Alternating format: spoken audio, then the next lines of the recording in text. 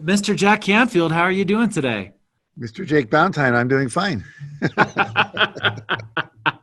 For everyone who's watching, I know we have a lot of Jack Canfield fans, a lot of people who that he has had a big impact on.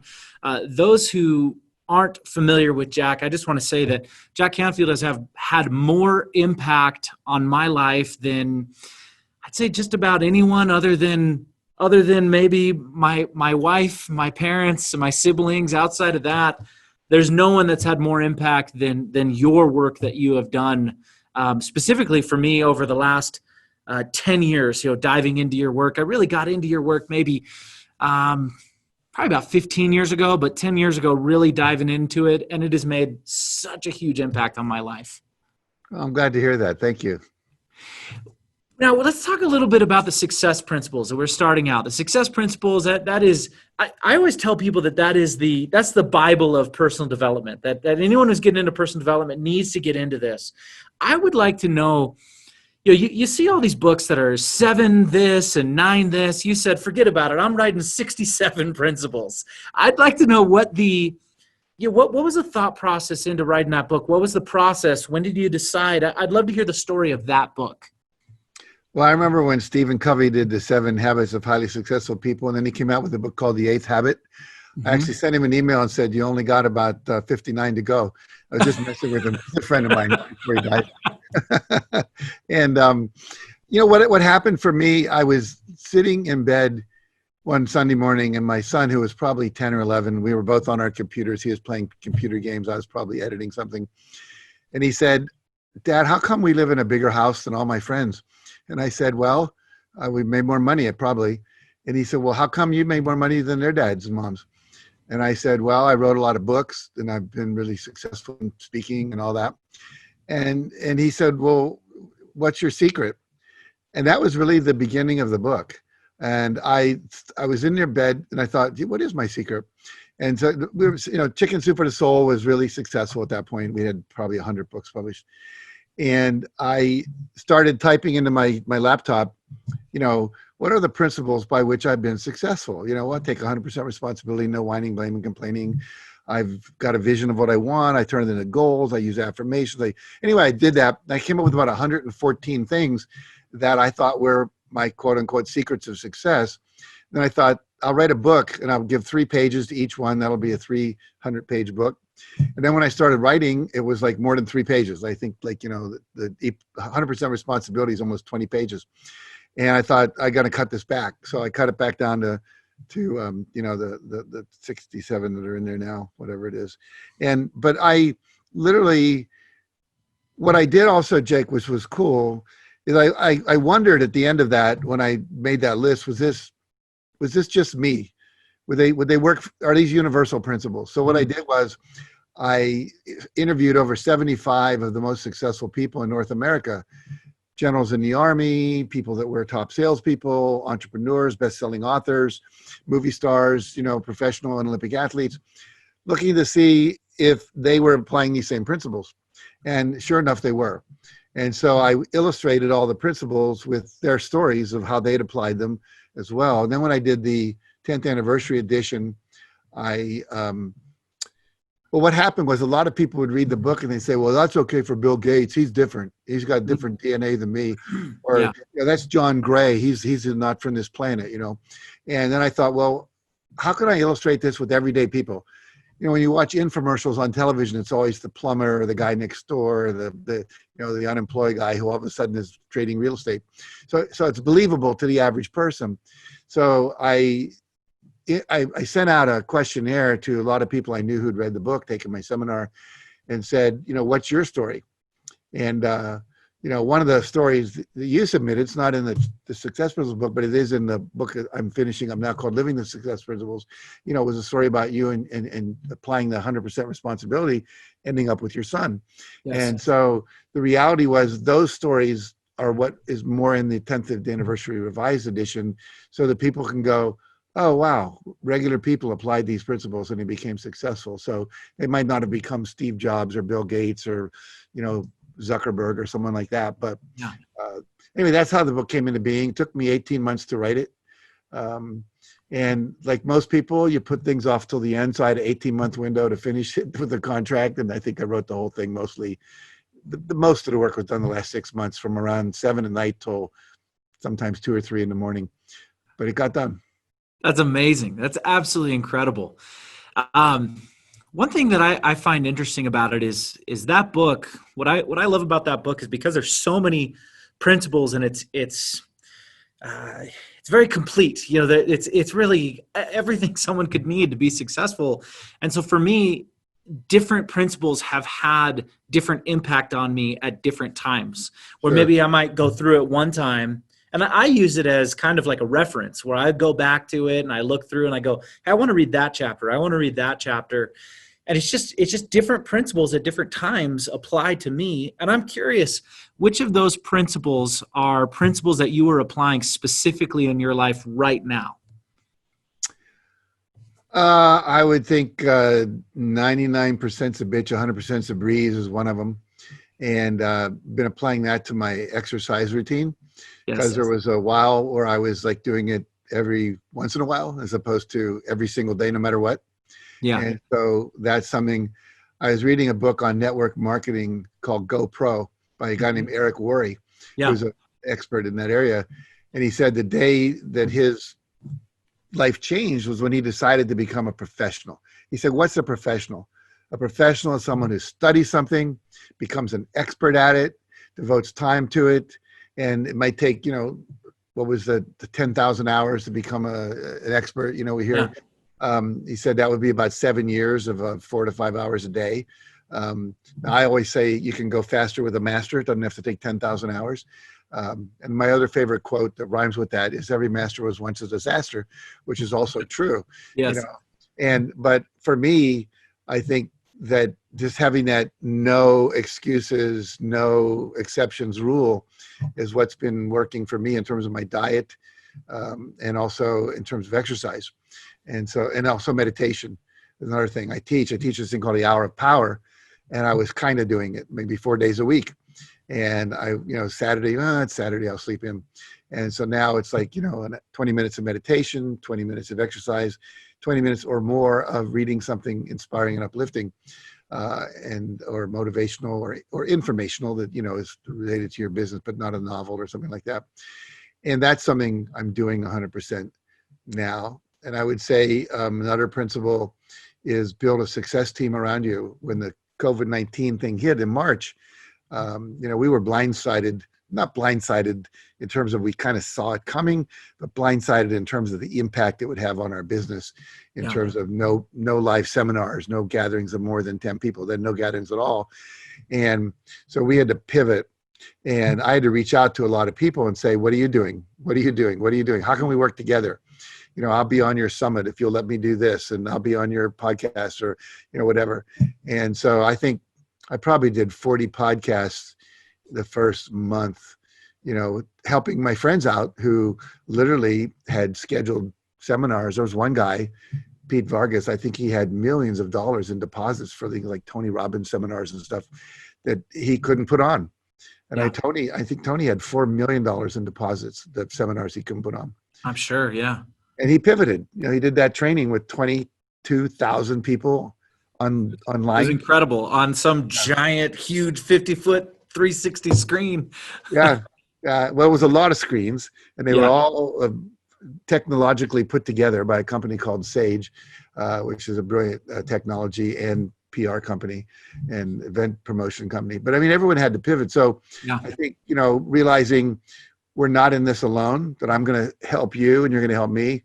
A lot of people would say, wow, why are you helping me? I said, we're all going to help each other or we're not going to get through this, Yes. And so I think that's a big one I've been believing in. And then masterminding, which is part of that, a lot of masterminding. Yeah. So those are, I think, and then, establishing new goals for the year, like we had to create an online coaching program, which we had about 500 people signed up for Breakthrough to Success, and we had to go and call them all and say, well, it's not happening, and we have your money, and we don't want to give it back to you. So that's yes, exactly. So what can we do so we don't have to get it back? Yeah. So we created this, Patty Aubrey, my partner, we created an what's called the Reignite Your Life Coaching Club. And we managed to pivot, I'd say 92% of the people over to that, plus enroll a whole bunch of new people. And I've been talking a lot about the new better rather than the new normal. Because if you go to the new normal, it's like going backwards at some, because normal is what we used to experience. I don't think we're ever going to experience that again. Totally. People are never going to be working in an office again. They're going to, companies are saying, why do we have all this office space? People are working at home. It's working real well. Pollution's down. People are spending more time with their families, which is also good. People are seemingly very creative. We're going to see what we saw was when we started this coaching club, people coming in from 17 different countries that never would have gone on a plane and flown into the United States. And so we're now going to do a lot more. I do this author retreat where we have like 20 people. And my wife was always unhappy about them being in our living room for a week anyway. But more importantly, with COVID, nobody wants to fly in with people from all over the country. And so now we're doing the whole thing virtual. And it takes a lot less time for me. And then finally, I did a talk for Bacardi, which is the rum company. And I was supposed to go to Bermuda, do a talk for 400 managers, come home. That would have taken 3 days of my life. I gave one talk for 1 hour, sitting right where I am now, to 4,000 people because they opened it up to everyone in the company because everyone's working from home. So I reached 10 times as many people, sold a whole ton of books because of that, and got my same fee. So to me, that's the new better, not the new normal. I love that phrase, the new better. Forget about the new normal. We're going to have the new better. Exactly. One thing that you said, we spoke, and I'm so excited about this interview because we had the chance to talk just a little over a year ago in Portland, but the world is completely different today than it was then. Right. And one thing that you said then that has helped me so much during this time was you talked about the principle of accepting what is, instead of trying to fight what is. And there's a lot of people in our industry, and I think every business, that are trying to fight back, or they're saying this is wrong, it shouldn't be done this way. And my perspective has always been, and I just choose not to get political or controversial in the public eye. The way that I see things is I say, you know what, whether that's right or wrong, it does not matter. This is what is. So what can we do about it now? And it has been huge for me. That has been one of the most helpful things that I could have had going into this, is accepting what is. Well, as you probably know, one of my heroes is Byron Katie, who wrote a book called Loving What Is. Mm-hmm. And she said, whenever you fight with reality, reality always wins. I just love that quote. It's like resisting a train coming down a track. If you're standing in the middle of it, you're going to get squashed. And so, that's called resistance. And whenever you resist, it's a lot of energy to resist, as you know.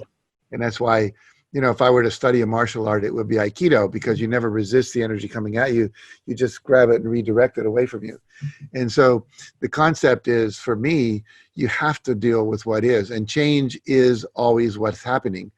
Technological change, the Black Lives Matter movement has changed, the social distancing is a huge change, the environmental warming up is a huge change, the economy is going to be forever changed. We think in California, 60% of the restaurants that close will never open again. The amount of people at the lower end of the economic scale that are being hurt more than the people at the upper end, like you and I, who have businesses and technology where we can continue to do our work. That's going to create a huge radical change in America and Canada. And I just read an article last night in Rolling Stone.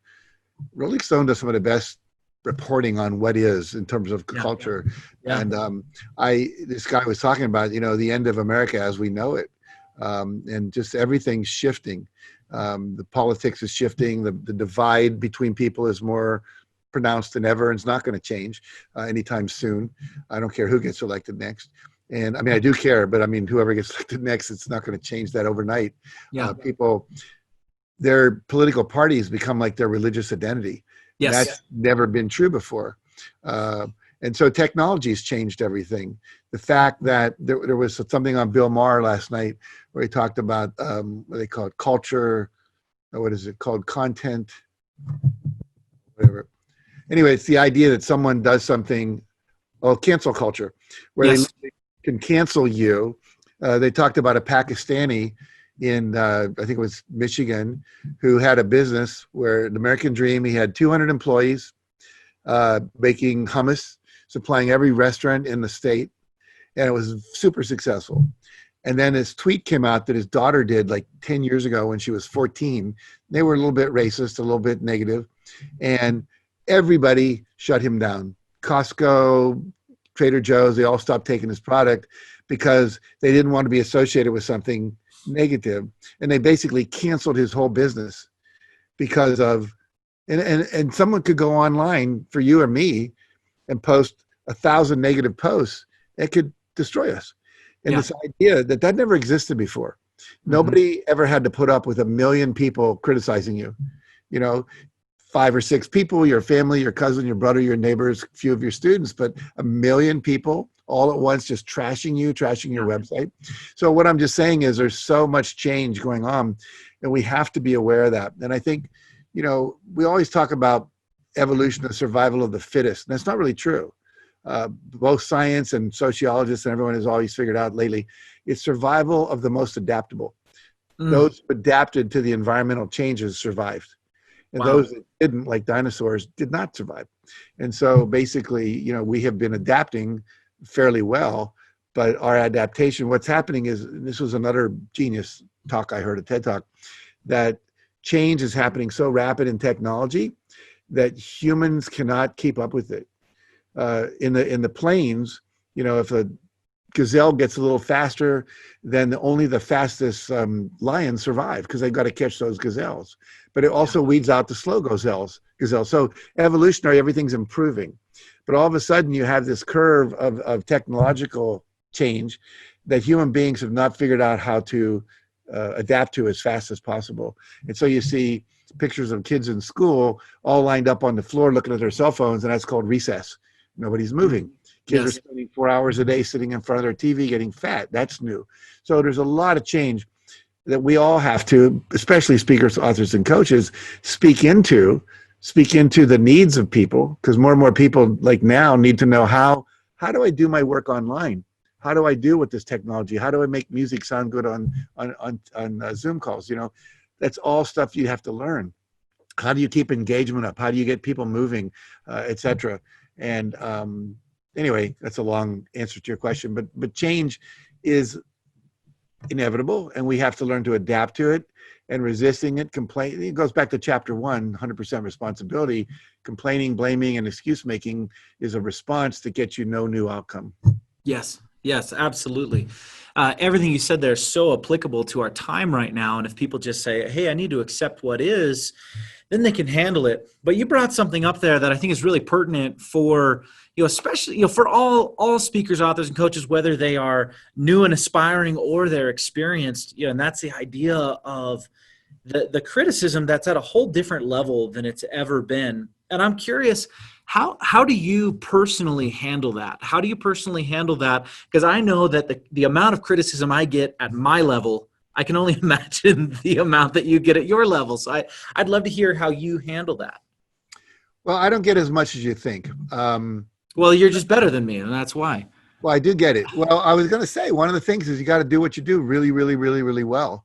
Yeah. And so when you do it really, really, really, really well, you get good at it. And, I've had 50 some years of experience. I'm 75. Mm-hmm. So what happens is I'm going to be 76 in a couple of weeks, actually. Happy birthday.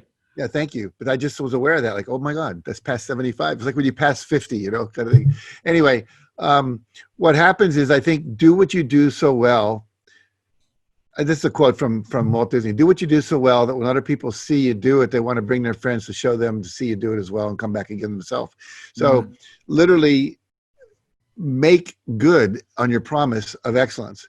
And I'm watching right now The Last Dance, which is a series about the last years of the Chicago Bulls. Yes. And you see the commitment to excellence that started with Michael Jordan. Yes. And he enrolled all these people, and then along came Phil Jackson. And I mean, it's extraordinary what they were able to accomplish because of that commitment to success. Yes. Commitment to excellence. So, but I still get criticisms. And what I do when they come to my website, I respond to them. In other words, I take the time to answer the person and tell them what I was thinking, or I'm apologizing. I remember I did a talk in Florida years ago, and this woman came. I think I swore sometime in the first hour and a half. I don't know what I said, bitch or something. I don't know what it was. Mhm. And this woman left. And then she wrote my staff and said, I had to leave. I didn't get my money back. My money's worth, and blah, blah, blah. And what I did was I wrote her a nice letter.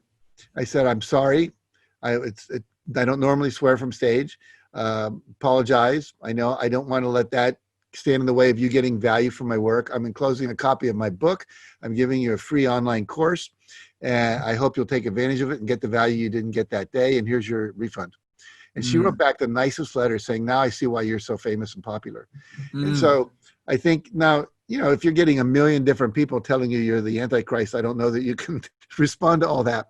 But I think taking the time to do something for either you post for most people or you individually do, I think that's been part of why I have the reputation I have as well. And there are some people that, because of something you said, or you look like their uncle who beat them up when they were 6 years old, you're never going to please them. And like you, I stay away from making political statements because, 40% of the country backs our current president. So if I were to bash the current president, that risks 40% of my audience going away. Being alienated, yeah. Yeah, I might say something on my private Facebook page about who I'm going to vote for, a week before the election, but I don't think that belongs in my content when I'm teaching people success principles. Yeah. Well, I think for everyone, they just have to make a choice on what their mission is. What their mission is. And this is one thing I tell my clients. They say, well, can I talk about this or can I talk about that? And I say, well, that depends on what the outcome is you want. Because if your outcome is to spread this particular message, then of course, go and share it. But if the outcome that you're looking for is to reach as many people as possible with this message, then you just have to be aware of what's going to happen. And like you talk about saying, taking 100% responsibility for, another thing you say often is what are you pretending not to know? And what is it that you're pretending not to know? And so you can't go in and say something and then have the backlash of it and then be upset about it because you should have known that would happen beforehand. And that's my thought on it. Well, Vishen Lakhiani, who runs Mind Valley, are you familiar with him? Yeah. Yeah, he took a stand during the last election and he said he didn't think Trump was the guy to vote for. And he lost about a third of his mailing list. People just opted out. And what happened, though, it built back very quickly. And he said, I actually got the people that I wanted to be talking to. Yes. And so you can take that risk if you're saying this is the stand I'm taking, or I'm taking a stand for this. And if you lose people that are not for that stand or against that stand, you're going to lose people. But also by being authentic and real, which everyone says that's what people want today. They want real, authentic people. Then you may attract more of the people that are like you, who are going to respond to your message, than the people who were there before. So, I mean, it's a risk you take. And I think it should be well thought out. And then you take a stand and you live with the consequences. Yeah. One thing you're talking about there is attracting people, and that gets me thinking about the law of attraction. And that's something you've wrote so much about, spoke so much about. How does one apply the law of attraction today in our current environment of just what's going on in the world today? How can we use the law of attraction today? Well, it's always a funny phrase. How can we use the law of attraction? It's like, well, I guess you could say, how can we use the law of gravity? You can create things like slides. You use the law of gravity for fun, I guess. But the law of attraction is working whether you think you're using it or not. And so the real question is, how is it applying into your life right now? And I think the same way it always did, which is whatever you're thinking about, visualizing, affirming, and feeling strongly about, you're going to attract more of into your life. I know for me, when I started thinking I need to get more online gigs, as it were, I need to get more I need to be on people's podcasts. I need to be promoting my book that just came out in March, whatever. I started getting invitations from everybody, and everyone whose podcast I was on said, that was really a great podcast. Can I introduce you to my friend, John Lee Dumas, who does, Entrepreneur on Fire? And I go, yeah, let's do it, And then he says, wow, that was great. Can I introduce you to Casanova? And I go, great. So everyone's introducing me to everyone else. And it really got to the point about a week ago. I think I told you before we came on air that I got like groundhog syndrome. Groundhog Day syndrome. You know, it's like, Mhm. God, get up, take a shower, sit in front of my computer, go eat my dinner, watch an hour of TV, go to bed. You know, it's like, it was Yeah. like it was getting tired of it. But the point was, it's what I needed to survive, you know, to promote my books, to enroll people in my seminars, to let people know I still exist, to keep the brand out there, to build our mailing list by, you know, saying, go to jackcanfield.com, whatever.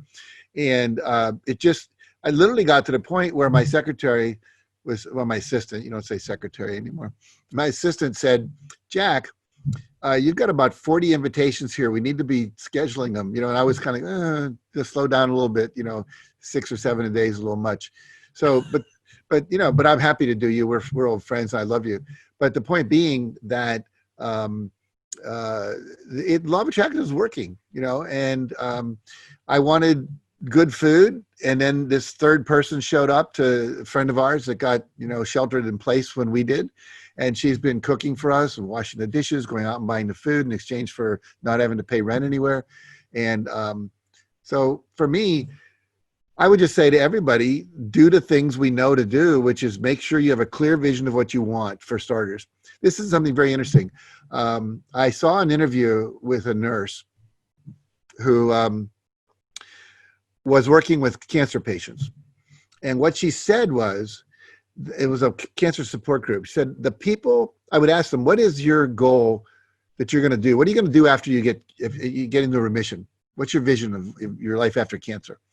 And she said, if they told me a clear, specific, compelling vision for what they wanted to do when they were healthy again, they lived.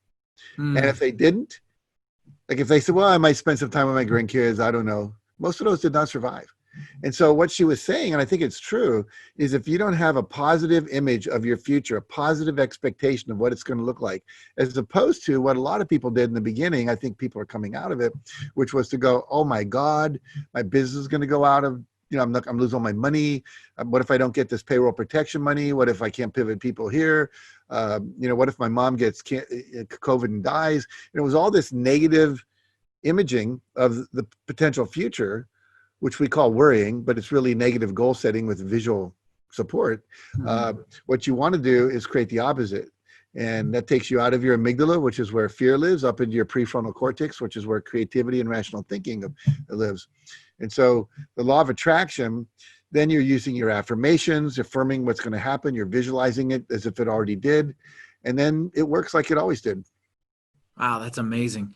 What can someone do specifically if they're around, if they're consuming a lot of negativity and having a hard time right now, which I know a lot of people started at the beginning of this really doing their best to be positive, but I'm sensing with all the people that I talk to, I'm sensing that there's a general feeling right now where people are starting to get tired. They're starting to get worn out, and let's call it their positivity muscles are starting to get fatigued. What do you say to someone like that to help them get back into that positive, to choose to have that focus? I think right now you have to have a combination of stoicism and positivity. You know, the Stoics basically said, you know, we can handle whatever shows up. We can handle this. We're stoic. We're dealing with what is. I watched Tony Robbins and I were on the same summit one day, and I watched his presentation.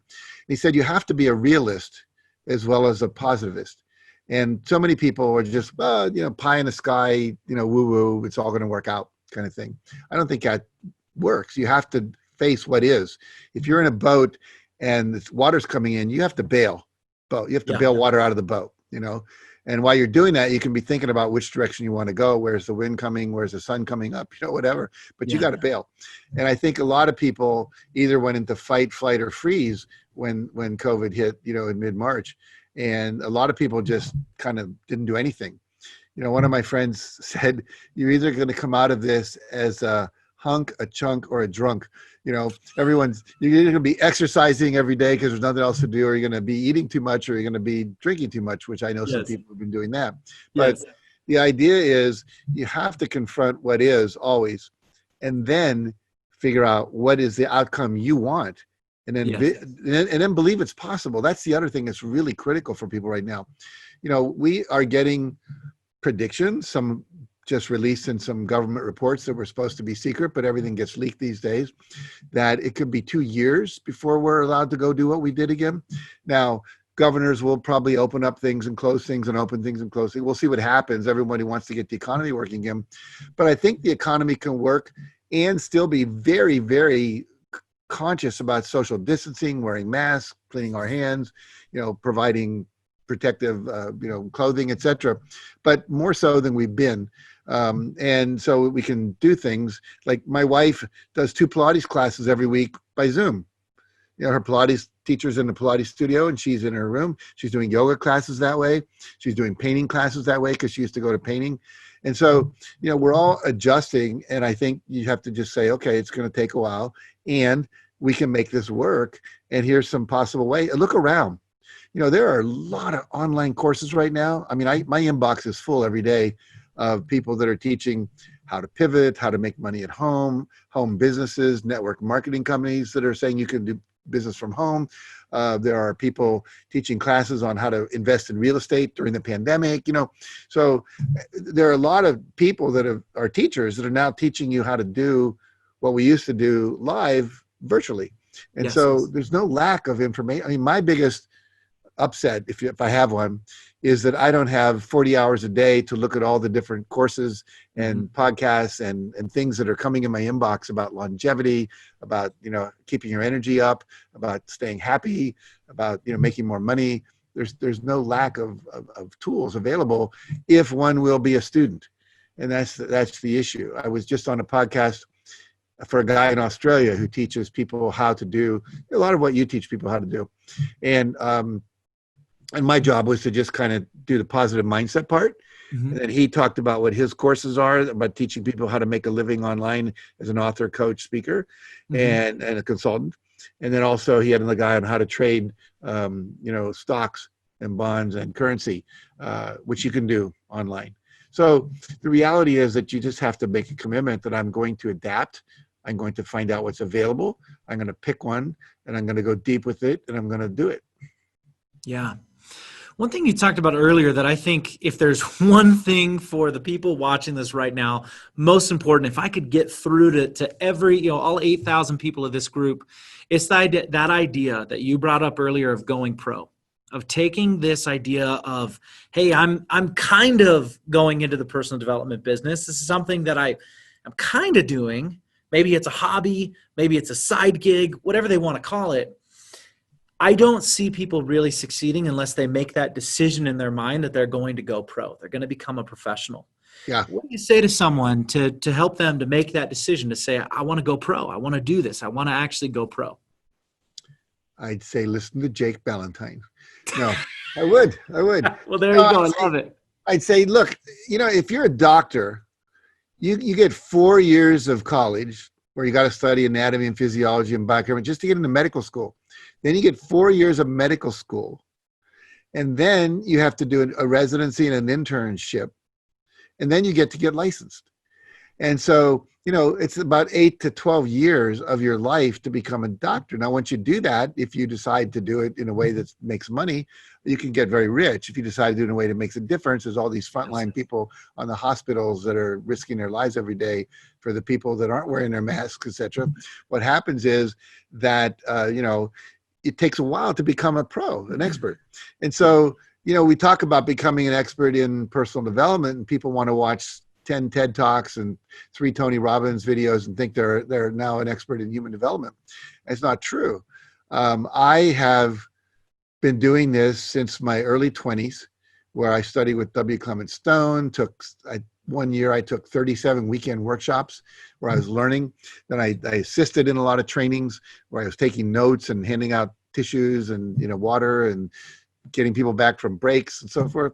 I read, well, you see behind me, I've read over 3,000 books on different topics. Now, I'm not saying everyone has to do what I've done, but the point is, if you're not studying for a couple hours a day and honing your speech, what are the exercises you can do with people that really matter, especially now on Zoom. We can divide people into 2, as long as you don't have over 200 people in a Zoom call. We can put them in breakout groups, just like we did in hotels.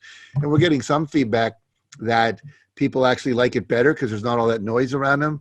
There's no distractions. It's one-on-one with someone right there. So I think that it's a matter of studying it. So you got to, there's a lot of things you have to master. And mastery is not something you do overnight, but you have to master enrollment. You have to master how you process people when they're stuck. You have to master presentation with humor, with slides, with stories. You have to become a good storyteller.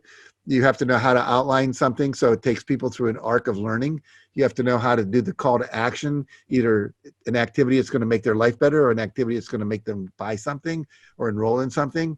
You have to know how to provide follow-up. You have to know when people get stuck, what do you do? How do you help people let go of their limiting beliefs? You know, I've been studying that for years, and every year there's some new technique that's a little better than what I knew before. You know, first there was tapping. Now there's essential oils that can help you do it faster. So the whole point is that you've got to learn a lot, how to do social media. It's different on LinkedIn than it is on Instagram. It's two different audiences. You know, how do you do a Facebook post? How do you record it and then post it? How do you record it live and post it? You know, so, but if you learn a little bit every day, a couple hours a day, you take some courses, how to do a podcast, you know, whatever, at the end of a year or two, you're going to be amazing. You know, and you have to think about, you're creating a new career. And it's not just, oh, I'm just going to get on and say some things I know or stay one book ahead of my audience. I mean, you could do that, I guess, and provide value if you're providing things that they don't know. I think the challenge today is there's a lot of content online, a lot. Yeah. The trick is, can you help people implement that content? And I think that's where the rubber meets the road with coaches and with consultants and mastermind groups and mentors and all that kind of stuff. Totally. You know, taking that, you know, it doesn't matter how much you know if you're not doing it. You know, who cares if you know that much if you haven't implemented it. And like you talked about there, I think that's why all the practices and all the different types of exercises that you can do in these types of events, you know, really make all the difference in the world. You talked about W. Clement Stone. How did you get connected with him at the beginning, at the very beginning? How did you get connected with him? Well, I was working at a thing called a Job Corps Center, which was a place where kids who had dropped out of high school and then realized they wanted to get an education but couldn't get back in high school. They were too old. They got job skills and training and got a GED and so forth. And I was working there, and one of the guys who was also on the staff was talking about something called achievement motivation. How do you motivate people to achieve more? And he had studied with this guy at Harvard called David McClellan, who was the world's expert on achievement motivation. However, there was a guy in Chicago named W. Clement Stone, who was a self-made millionaire worth $600 million, who had a foundation which had a program called the Achievement Motivation Program. So I heard about that, and I went in and took this weekend workshop with them. And as I was there to take the workshop, this Job Corps Center, which was in a Democratic congressman's district, it was the year that Nixon was elected president. He closed down everything that was governmentally supported like that in a Democratic congressman's district, opened it up in a Republican congressman's district. It was kind of rewarding the people who were Republicans. And so I lost my job. And I knew that was happening right when I went to take that seminar. They were simultaneous. And when they learned that I was someone who taught in the inner city high schools, I was someone who worked with African American and Native American and Hispanic kids, they offered me a job in their foundation to teach this, what they called the Achievement Motivation, what I call success principles, to inner city teachers. And so that's how I got my job there at the Stone Foundation. I only met him in person a couple of times. And he was a force of nature.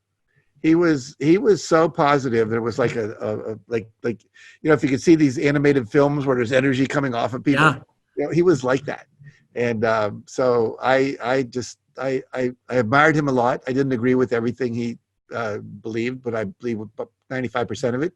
And he taught me, the biggest thing he taught me was that money is not a 4-letter word. Because I had grown up in the 60s. I was kind of a countercultural hippie. And, you know, my dad was a union person and didn't like corporations. And so I had to learn that money wasn't evil, that money, you know, he told me, he said, money is not the root of all evil. It's the root of all philanthropy. You could do a lot of good with money. And so I thought, well, I like that phrase. I'm going to remember that. And so I learned to pursue wealth without hurting anybody, without, you know, being evil. And that's been part of the education of my life. And he taught me to think positive, to believe anything's possible, to use affirmations, to visualize, to set specific goals, to read biographies of famous people so you can be inspired to believe it's possible, and made a huge difference in my life. Wow. Yeah, you talking about him being just this huge force of positivity. I don't know, sometime in the last year, I started looking up old YouTube videos to try to see what was available of him speaking. And he just seemed like quite a character, with his mustache he had, and just very, very boisterous. It was a lot of fun listening to him. Well, his name was William Clement Stone. And he said, if I was Bill Stone, it's a name like Bob Jones. No one's ever going to remember me. So it was W. Clement Stone, because Clement's an unusual name. He always wore a bow tie, which was unusual. Or this little mustache, looked like a used car salesman. But he wanted to be unique. He wanted to be memorable. So basically, he did all of that. I remember watching him do a talk once, and he had a book on the podium, and he slid it off, and it hit the floor, bang, like that. And then he kept talking. And then he said, I bet a lot of you are wondering, when am I going to pick the book up? And he said, you're all distracted right now. See how easy it is to distract you? See how easy it is to get distracted in life? Then he did a whole thing about how not to get distracted in life. So he was always very, very creative teacher. I learned a lot from him. Wow, that's brilliant. Yeah. What I would love to do right now, for everyone who's watching right now, I'd love to answer some of your questions. So if you have a question for Jack, pop it into the comments right now. And while you're pulling those up, I'd love to ask you to tell us a little bit about the Success Principles Workshop or Workbook, the Success Principles Workbook. Yeah, this is a new book that came out during the pandemic, right in March, the Success Principles Workbook. It's just 17 principles of the 67 there are. And these are what I would call the core. Like if you're a football player, you got to know blocking, tackling, catch a pass, throw a pass, whatever. So these are the core principles of 100% responsibility, having a vision, creating goals for that, affirmations, visualization, believing it's possible, developing a mastermind group, getting rid of and replacing your negative and limiting beliefs, and so on. And so anyway, what happens is that I wanted to do a book that was easier to use. The first book, 67 principles. A lot of people kind of overwhelm them. And so I said, what are the basics? And I want to put them in a book. So the book will be like a coach. So it's not just a book you read, it's a book you do. And I almost called it Don't Read This Book. And it was underneath, I was going to say, do this book. But the point being that I wanted people to have the exercises that we use in our trainings, the worksheets, the processes, the questions to answer, so that they would end up getting the same aha experiences that people do when they answer those questions in a training. Yes. And it worked.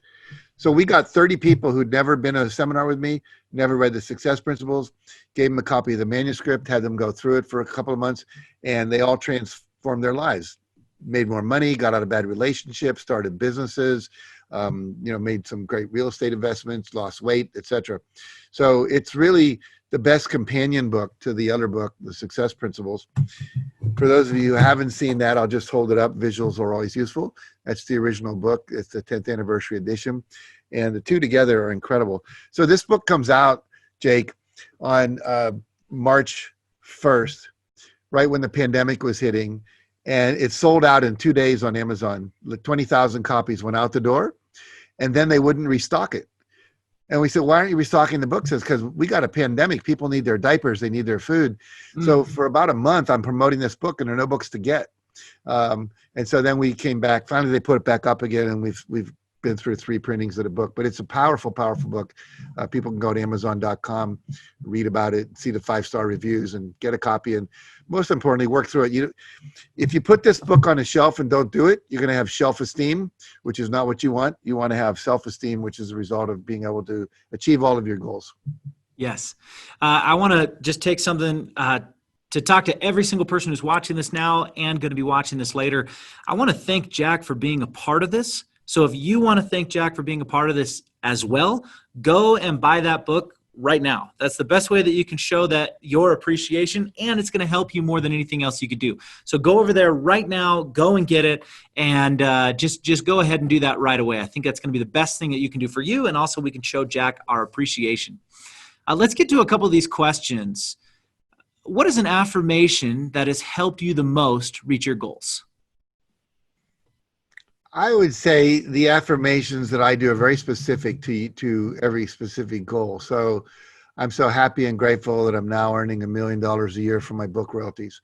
I'm so happy and grateful that I'm now speaking to audiences of 1,000 or more people. So I like this. I'm so happy and grateful is the beginning that I am now. And Mhm. so anything you put after I am, your subconscious takes as a command. I'm so happy and grateful that I'm celebrating my perfect body weight of 195 pounds. I'm so happy and grateful that I'm now, I did one. I'm so happy and grateful that I'm now appearing on Super Soul Sunday with Oprah. Things like it, which all came true. I mean, everything I just said came true. So those are affirmations that are very specific. If you want a more general affirmation, I'm so happy and grateful that everything I touch turns to gold. I'm so happy and grateful that I have everything I need to do anything I want. So I call them results affirmations, which are specific goals that are measurable in time and space, how much by when. And then I have process or just, general mindset affirmations, I'm smart enough and bright enough and well-connected enough to bring about any result I want, things like that. Love that. I love the I'm so happy and grateful. Ada, let's see, that last question was from River. Ada asked, if you were starting today at your age, what are the first 3 things you would do? I would write a book. I think a book is critical for credibility in today's world, even though so much stuff is online. I would definitely get a social media presence up and running, probably by doing video blogs, what do you call them? Just video releases onto YouTube and have a video going out to people. Then I would transcribe that. So it's now a written blog that you can put on your website and have other people post. And I would do as many things like this. In other words, get out there. It takes about 6 impressions for someone to discover who you are, remember your name. And so as many places as you can go and going back to the same places, being on yours now a year later, et cetera. If we do it again next year, more and more people, I remember Jack, he was good, And so when they get something that I'm going to be, speaking in Portland again, they go, oh yeah, I think I want to go see him in person. I think I would do that as well. Those would be probably the 3 things I would do. And then I would develop some kind of online course that doesn't require me to show up live, that they can download, click to buy, so that you have people learning from you while you're sleeping.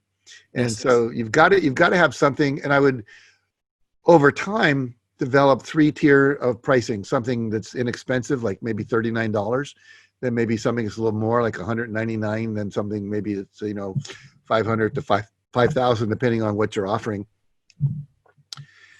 Those would be the main things, I think. And then I would say one last thing. I would do some live coaching, only because I find that I'm sharper talking about my work after I've coached some people, because I'm freshly now got an example. I know where people get stuck better. I'm clear what's coming up over and over, the patterns that people are dealing with. And it just gives you more credibility juice, if you will, because just yesterday I had a client who, opposed to, something I wrote 2 years ago. Yes, absolutely. Love that. Fantastic. Julie says, I'd love to know how to serve and create human connection with clients virtually. What has worked with you? What has worked for you for creating that connection? I think number one depends on the size of the group. If the group is small enough, like you're coaching 20 people, you can have all 20 pictures in the frame by just going to, what your viewer and deciding you want a gallery view rather than another kind of view. If you're working with more than that, I like Zoom. It's the easiest technology to work with. They still have to get to the place where we can have 1,000 people divide into pairs. They haven't worked on that yet. Yeah. But for groups under 200, you can divide people into pairs, and you just randomly divide them. So one of the things I teach, I do a train the trainer course where I train people to do live trainings. And now we're doing units on virtual trainings, adding like, how do you do the same thing we were doing in live rooms? And so when you divide people into groups, in small groups, they're having the same experience. And what we do in our training is the first part we call creating a safe space. People need to know, that it's safe to talk about things, that one-on-one they can kind of risk it. It's one thing to share my secret with you. It's another thing to share it in front of 150 people. Yes. But if I share it with one person, I survive, and I share something personal with another person, I survive, and I share something personal with another person and nothing bad happens, I'm building up my comfort zone of talking to the whole group. and becoming vulnerable and transparent and authentic, which is what we need to be successful. So if I was doing a live training, I might do a whole morning of those kind of activities. And we did a lot of that when we started our online coaching program. But our first 2 hours, the first 90 minutes were all of that kind of pairs, dividing people in pairs, and then dividing people into small groups, 4, 5, 6, and giving everyone a topic to speak for a minute, telling people when to switch. Engagement, where you get people, if I would say, I want everyone to stand up right now, and I would move my screen, and then I would say, we're all just going to do this thing called bounce and shake. It's a Qigong exercise where we just bounce up and down like this. It's going to get the blood moving. I've not done this yet, but one of my friends did this. He had like, I think it was 60 people, put all their pictures on a screen and said, I want you just to stare in the eyes of all the people and send love. And then he said, now I'm going to pick, you're just going to have one person and you're going to send love to that person for 2 minutes. And you're looking into the eyes of someone, just like you're sitting in front of them live in a training. They're sending you love and you're sending them love. It was very powerful. So I think there's a lot of things like that you can do. Obviously, chats are important, where people chat and you respond, or have some of your staff responding, or teach people how to respond to each other in the chats. A lot of people don't know. You got to show them how to do that. Click on the name you want and type in the hit return. Yeah. Q&A is important. So all those things I think help establish more of a relationship. And then bringing one person up on stage, if you will, just bringing them. I'm going to unmute Mary, and Mary, tell us what blah, blah, blah, what you're thinking or your response to that exercise, or what's your challenge or question. So now we actually see Mary, and it's like being in a room where she's standing up with a microphone. Yeah, that's wonderful. I have found that you can do more things than we I think the limitation of creating connection is actually just in our mind, where we think, because everything you just shared is exactly what you would do live in person. Yeah.